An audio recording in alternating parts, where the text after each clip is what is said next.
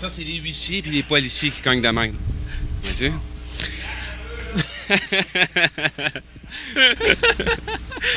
Ah ouais, faut faire attention. Je suis encore poli, là, parce que ça a l'air qu'ils peuvent me rentrer en dedans encore.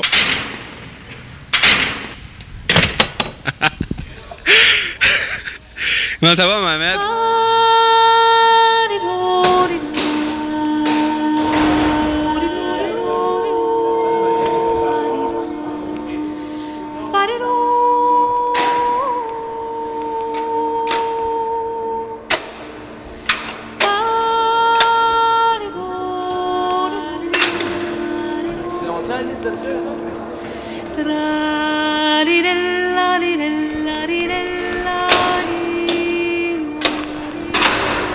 Je quitte ma cellule, je traverse les couloirs. Je salue mes amis, je leur dis à plus tard. Je ne quitte pas Bordeaux, du moins pas encore. Je m'évade dans les mots et la musique des Noirs.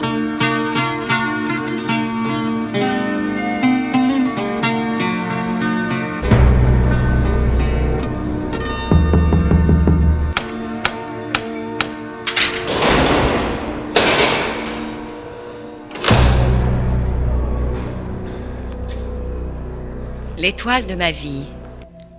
J'ai levé les yeux au ciel et j'ai vu naître une étoile.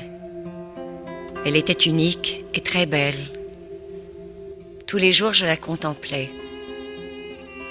Par des soirs gris, elle se cachait. Quand je lui parlais, elle réapparaissait. Une fois, j'ai passé la nuit à la chercher. Elle était partie vers une autre galaxie. Le ciel est plein d'étoiles, mais la plus belle est partie. Elle est peut-être sur Terre. Je la trouverai à ma sortie. On est lundi, 18 décembre 1989. Nous sommes des statues. Nous sommes à l'ombre. Nous sommes mobiles de la ville. Pied d'argile de la ville. Des cœurs fragiles. Nous sommes de la ville. Ou d'Arsainville. Nous sommes à l'ombre. Toute société qui prétend assurer aux hommes la liberté doit commencer par leur garantir l'existence. Léon Blum. Je m'appelle Jean-Baptiste. Je suis sur le boulevard Gouin à Montréal. Derrière moi, il y a une rivière. Devant moi, il y a une porte. Une grande porte. Une porte au milieu d'un mur. Un haut mur. Derrière ce haut mur, il y a des hommes cachés. Cachés par qui, pourquoi, cachés de qui ou de quoi. J'ai déjà été un de ces hommes. Puis aujourd'hui, je me souviens. Je me souviens de bien des affaires. Pour quelqu'un comme moi qui n'a jamais eu affaire avec la justice ou le milieu criminel, il n'y a rien qui me destinait à venir en prison. Mais je sais aujourd'hui ce que c'est que de faire son temps en dedans. Mais je parlerai pas de ça, du moins pas tout de suite. Mais il y a une affaire que je peux pas oublier, puis je pense que c'est important que je le dise. C'est Souverain Anonyme. Bonjour, mesdames et messieurs, nous sommes présentement dans la prison de Bordeaux. La première fois que je parle au micro, mon boy. Moi, je pense que la délinquance, c'est une façon de s'exprimer. Moi, je suis contre un gars qui bat une femme. Parler du vrai sujet. Je suis encore plus contre qu'un gars qui va battre un enfant. Le vrai sujet, c'est les problèmes de la drogue. Qu'est-ce qui me manque le plus, là? J'ai 3 enfants dehors, moi. C'est ma femme puis mon gars. Moi, quand je vais sortir, elle va juste avoir 7 mois. J'aimerais ça rêver à mes enfants. Ma blonde. On a des réflexions, on a des commentaires. On est aussi sensible, puis peut-être plus sensible qu'eux autres. On est du monde comme tout le monde. Je me souvenais même plus qu'on était sur le boulevard Gouin. Et le pire de la prison, c'est que ce soit un lieu où on oublie les gens qu'on est amis. Speak white. Que ce soit une poubelle. Je ne demande qu'à croire à ce monde sans prison. Speak white, speak white, speak white. J'ai beaucoup appris de vous. Aujourd'hui est à toi. Lorsque vous avez lu vos textes et aussi à travers toutes vos questions. Aujourd'hui est ton sauveur. Aussi bon que n'importe quel poète. Les souvent crucifié entre deux valeurs. De voir le degré de conscience hier et demain que les Québécois ont maintenant, où qu'ils soient. Que fait-on de bien sur cette terre? Ôtez-vous de là, quand c'est moi qui passe avec mon BC. Je m'appelle Gaston Miron et vous écoutez l'émission Bonjour, ici Céline Dion. Je vous invite à rester avec nous. Vous écoutez l'émission Les Souverains Anonymes. Femme couleur, femme blondeur, à tout jamais vous avez mon cœur. Femme couleur, femme blondeur, à tout jamais vous avez mon cœur. Jacqueline, Micheline et Delphine, Sylvie, Nathalie et cette très chère Lynn. Je suis Cap, le comté Mitterrand, je quitte bientôt le Parlement. À ma sortie, je compte vous voir. Je serai à l'envers du couloir. Ma vie sans vous n'est rien du tout. Vous m'avez aidé à supporter le coup. Vos images sur le mur de ma cellule remplacent toutes les sortes de pilules. Femme couleur, femme blondeur, à tout jamais vous avez mon cœur. Femme couleur, femme blondeur, à tout jamais vous avez mon cœur. Femme couleur, femme blondeur, à tout jamais vous avez mon cœur. Femme couleur, femme rousseur, je vous attends sur la rue du bonheur.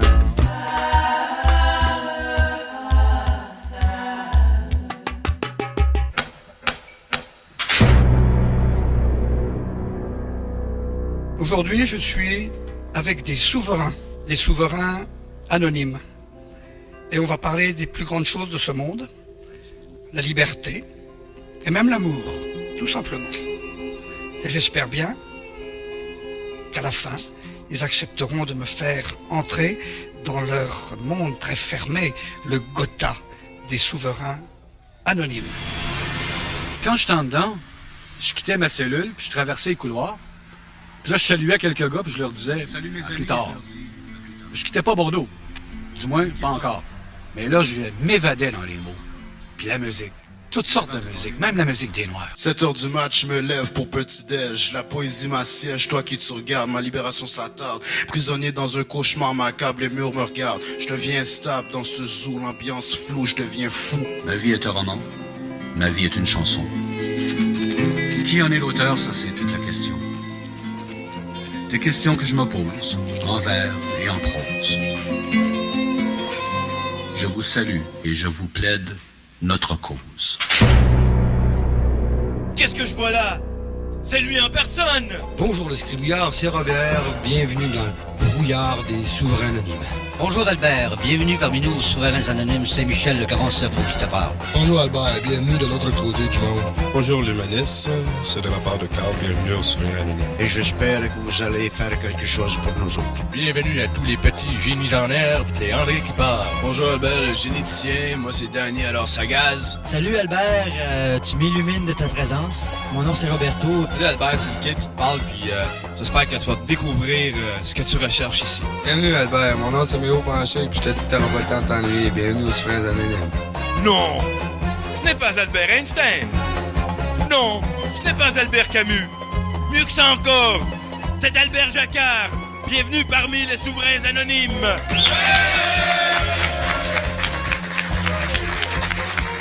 Moi, ce que je trouvais le plus drôle à Souverain Anonyme, c'est de voir des gars qui avaient aucune discipline.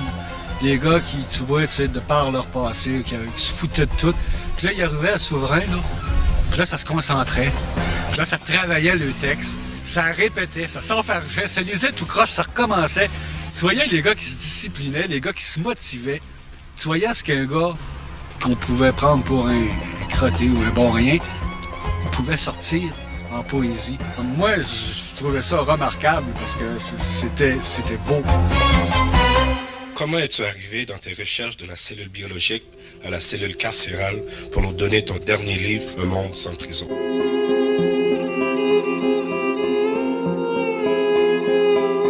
La première fois que je suis entré dans une prison, c'était ici, je crois bien.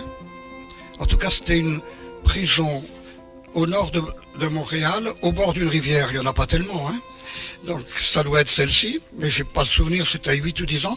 Et j'avais été amené ici par des profs de l'université Laval qui faisaient de l'enseignement en prison. Ils avaient utilisé certains de mes livres, et ces jeunes femmes m'ont dit, ça serait bien que tu viennes les voir. Ben, naturellement, je suis venu. Et j'en ai gardé un souvenir définitif. Vous savez, je dis, il faut jamais perdre une heure, mais en fait, on perd beaucoup de temps, souvent. Et bien, il y a des journées, il y a des instants qui vous marquent définitivement. Je n'oublierai jamais le souvenir, je perdrai jamais le souvenir de la fin de cette rencontre. On s'était vu pendant 3 heures, à peu près, et à un moment, la porte s'ouvre et un gardien dit, monsieur le professeur, c'est bientôt la fin, faut que vous partiez. Bon, il reste 2 minutes. Et là, les 20 détenus qui étaient là avaient préparé leurs questions. Il me dit, maintenant, on parle plus de génétique. Albert, il faut que tu nous dises quelles sont tes valeurs principales. Qu'est-ce que tu mets en tête? Alors moi, je mets en tête la vie humaine, justement, avec le même souvenir que tout à l'heure, la vie humaine, c'est ce qu'il faut jamais dilapider. Donc, je suis contre la peine de mort, sans aucune discussion possible. Et puis ta deuxième valeur, et je réponds bêtement, la liberté. Et je leur dis, écoutez, excusez-moi, j'y pense en ce moment-là, parler de liberté alors que vous allez rester, moi je m'en vais, c'est une gaffe, j'y ai pas pensé. Je savais plus où j'étais. Et leur réponse a été formidable. Au contraire, nous, la liberté, on est pour, comme toi, bien sûr, mais tu as oublié où tu étais, c'est donc que tu as oublié qui nous étions. Et je me souviens que je dis non, j'ai pas oublié qui vous êtes. Vous êtes des hommes comme moi. Il se trouve que vous êtes ici pour des raisons qui vous regardent. Ça me regarde pas, moi je suis pas juge. Mais vous êtes des gens à qui je dis merci. Et je peux dire merci à des hommes avec qui j'ai passé un après-midi qui avait une richesse de réflexion, d'interrogation. Réellement, on était entre hommes. Alors c'est pour ça, pour répondre à votre question, c'est pour ça que je me suis dit, il faut écrire un livre à ce sujet-là, parce que le pire des prisons, c'est que ça soit un lieu où on oublie les gens. C'est quand on est à l'extérieur, les gens qui ont fait des choses qu'ils n'auraient pas dû, ça serait tellement bien de pouvoir les oublier, comme si on n'était pas un petit peu responsable aussi. Donc le désir d'oublier, il est profond. Et le pire de la prison, c'est que ça soit un lieu où on oublie les gens qu'on y a mis. Que ça soit une poubelle. Alors la meilleure façon qu'on les oublie pas, c'est d'écrire en particulier pour des jeunes, car c'est un livre pour des jeunes de 15-16 ans. Leur dire, ça existe, il y a des gens dedans, alors pourquoi ?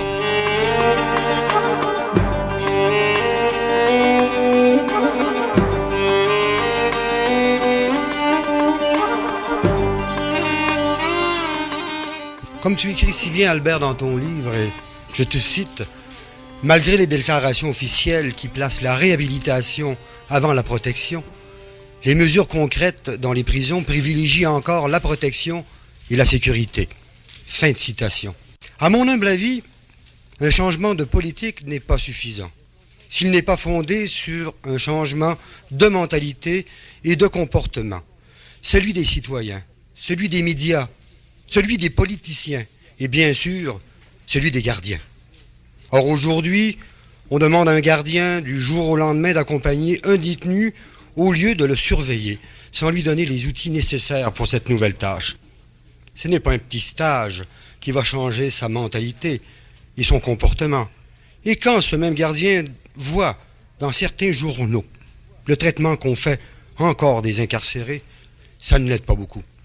À moins qu'il soit plus intelligent que certains journalistes. Ça peut arriver. Comme Solange Harvey du Journal de Montréal, qui a traité les détenus comme des têtes sans cervelle. En répondant à la lettre d'un détenu de Bordeaux, Solange Harvey a écrit en lettres majuscules, et c'est grave, « Vos enfants sont ce que vous êtes », en parlant de nous, les détenus. Je peux t'assurer, Albert, qu'ici à Bordeaux, il y a quelques gardiens qui nous trouvent beaucoup mieux que des têtes sans cervelle. Alors, Albert, qu'est-ce que tu dis de la responsabilité des journalistes pour améliorer ou détériorer le système carcéral? Ils devraient le savoir, ils ont une responsabilité énorme parce qu'ils sont écoutés. Le grand pouvoir, il faut toujours le dire, c'est le pouvoir de la parole écrite en particulier.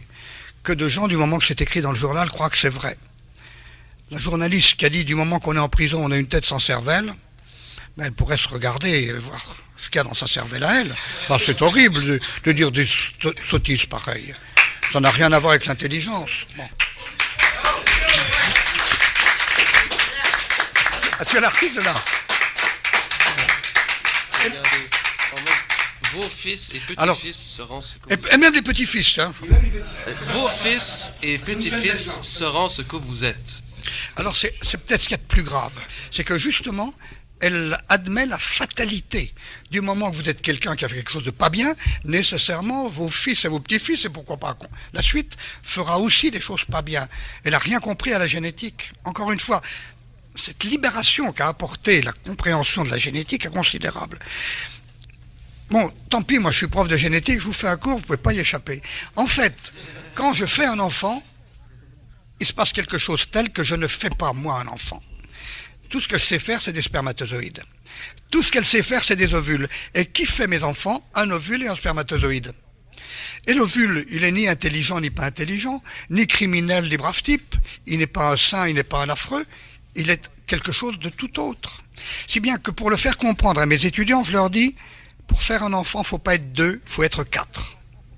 Papa, maman, les comparses, un ovule fait par maman, un spermatozoïde fait par papa, et c'est ces deux-là qui sont les vrais acteurs.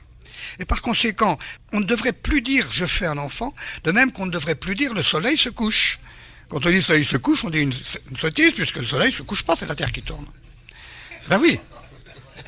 Mais oui, mais depuis 4 siècles, on le sait, mais on continue à dire « le soleil se couche ». Bon, mais si on vous pousse un peu, on dit « oui, je sais bien que c'est pas lui, mais enfin quand même ».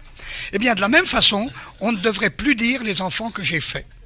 On devrait dire les enfants que j'ai eus. Et qui ont été faits par un de mes spermatozoïdes et un de ses ovules.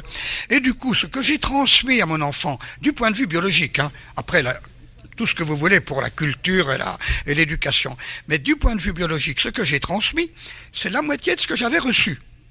Et là-dedans, il n'y a pas de crime, il n'y a pas de bonté, il n'y a pas d'intelligence, il y a des recettes de protéines, et d'hormones et tout ce que vous voulez. Mais il faut bien marquer. Pour certains cas, d'ailleurs, c'est un peu quelqu'un de bien, je transmets pas ce bien-là. Ben non, je transmets pas. On repart à zéro à tous les coups. Après, avec cet individu nouveau, inattendu, on va faire quelqu'un, un homme. Alors c'est à ce moment-là, bien sûr, que se situe l'influence. Mes enfants, je les ai pas faits en quelques secondes, je les ai faits en 30 ans.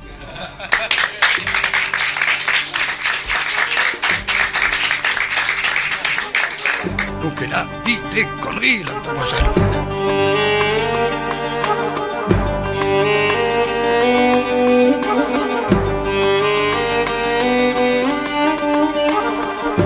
Dites-moi, Albert, te sens-tu aussi à l'aise et sûr de toi à discourir sur la matière, l'espace et l'évolution des espèces que lorsque tu abordes le thème de la question carcérale? Eh bien oui, vous avez parfaitement raison. Quand je discours de l'évolution des espèces, je peux me tromper, mais je mets ma science en jeu. Je dis, j'ai appris beaucoup de choses, j'ai réfléchi, par conséquent, c'est le domaine scientifique où je peux être considéré comme quelqu'un qui a appris des choses. Bon. Quand je parle des prisons, je suis un citoyen, comme un autre, qui fait ce qu'il peut. C'est pourquoi, quand vous lirez le livre, je ne crois pas en discourir en étant sûr de moi. Je pose des questions. Quand on pose des questions, on n'est pas sûr de soi. La remarque est quand même importante. Si je n'étais pas Albert Jacquard qui a écrit des livres techniques, mon livre sur les prisons, l'éditeur l'aurait pas pris. En disant de quoi vous mêlez-vous, laissez donc un spécialiste du droit faire ce livre. Mais je fais donc un peu du trafic d'influence, puisque je me sers de ma notoriété en tant que généticien pour faire passer un livre qui n'a rien à voir avec la génétique. Ben, j'ai pas honte, parce que je passe mon temps à faire du trafic d'influence comme ça. Pour l'instant, je suis en train d'essayer de faire sortir. Ah oui, mais c'est jamais pour moi.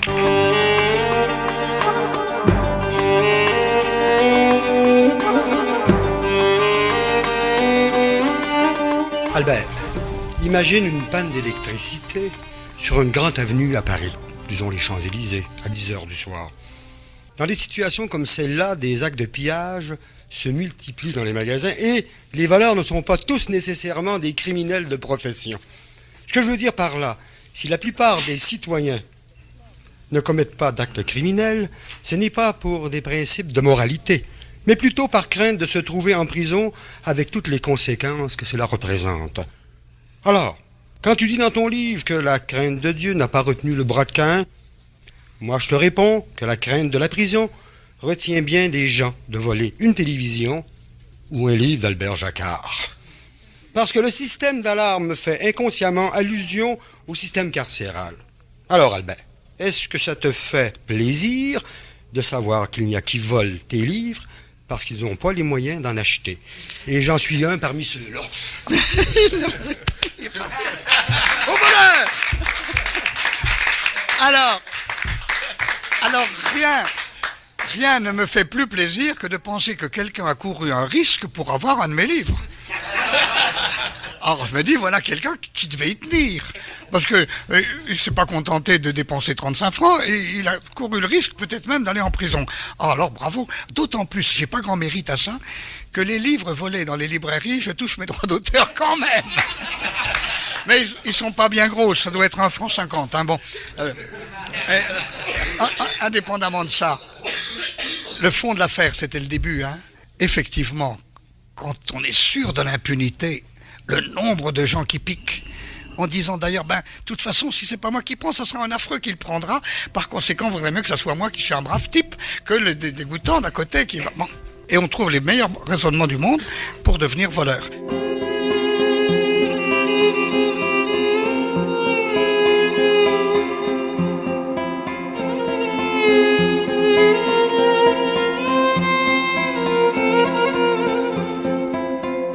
Monsieur Albert Jacquard,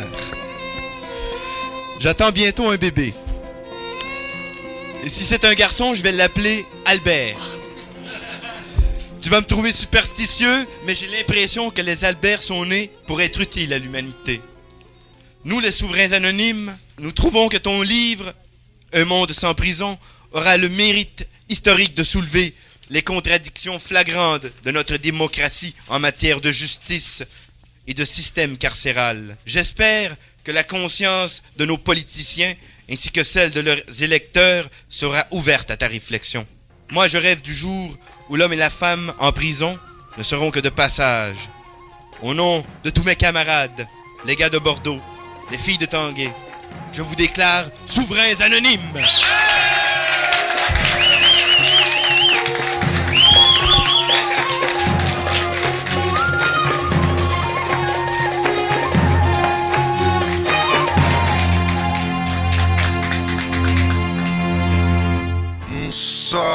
Nous sommes des statues mobiles, pieds d'argile et cœurs fragiles. De Bordeaux, de Saint-Ville, nous sommes à l'ombre de la ville de la ville. Nous sommes des statues mobiles, pieds d'argile et cœurs fragiles. De Bordeaux, de Saint-Ville, nous sommes à l'ombre de la ville de la ville. Elles ont des yeux et ne voient pas. Elles ont des ailes et ne volent pas. Elles ont des pieds, ne marchent pas. Elles ont un cœur qui ne bat pas. Elles nous ressemblent, elles sont silence, la résistance à l'inconscience. Nous sommes des statues mobiles, et d'argile et cœurs fragiles, de Bordeaux ou d'Orsainville. Nous sommes à l'ombre de la vie.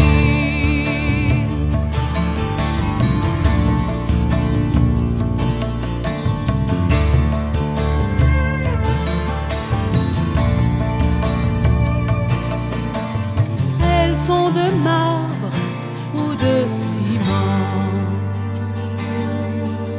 tout près d'un arbre défie le temps.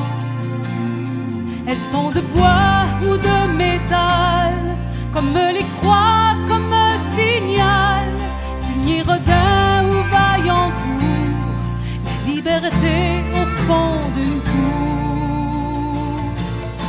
Nous sommes des statues mobiles, pieds d'argile et cœurs fragiles, de Bordeaux ou d'Orsainville. Nous sommes à l'ombre de la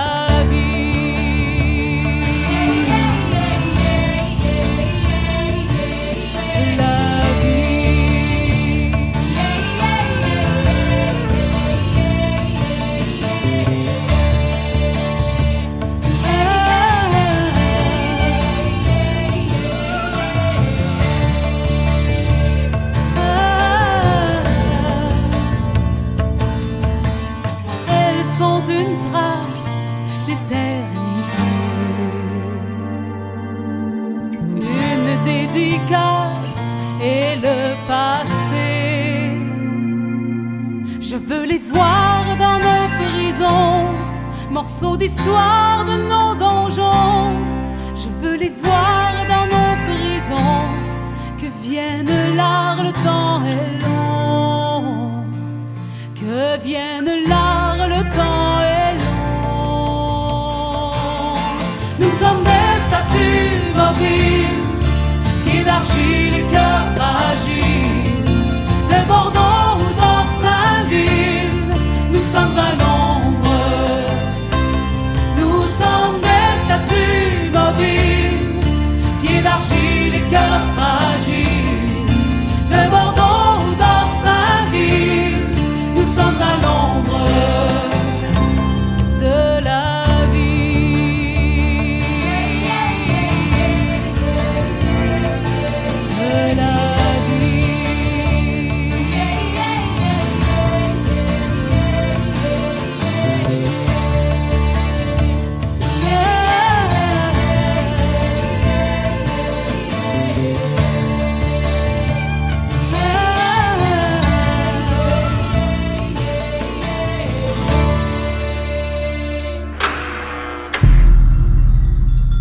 Les murs que l'on met autour des prisonniers leur donnent l'impression qu'ils restent des hommes, mais ils ne peuvent plus, bien sûr, courir, s'en aller.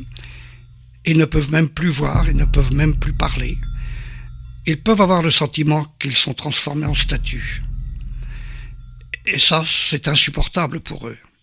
Il ne faut pas qu'ils soient des statues. Il faut qu'ils restent des personnes qui s'expriment et qui sachent que nous les écoutons, que nous les entendons.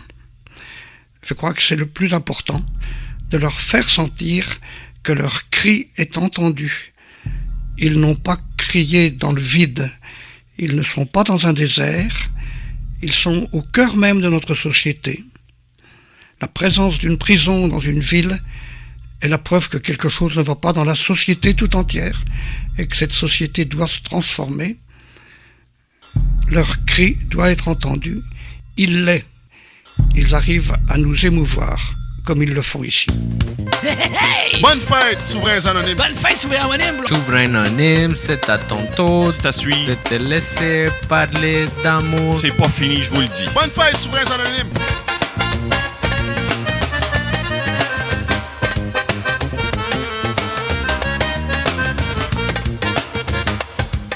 Les souverains anonymes, les détenus de la prison de Bordeaux à Montréal. Nous sommes